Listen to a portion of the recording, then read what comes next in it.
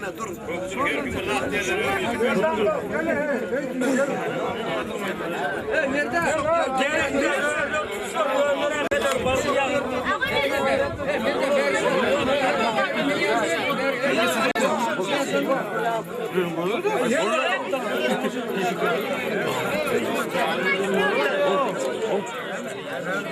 Ay oluyor.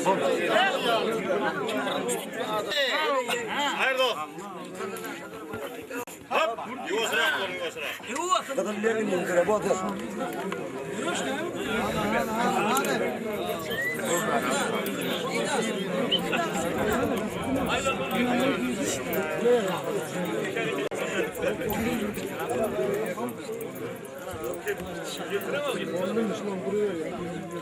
Yok tursamız var ya artık tursamız ayıracaktır.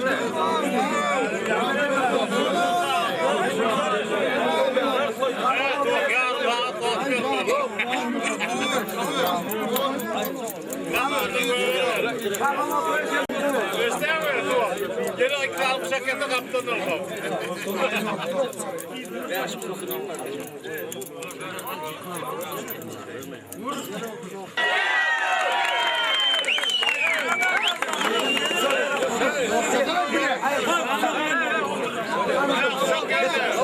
Çok yerde. Hani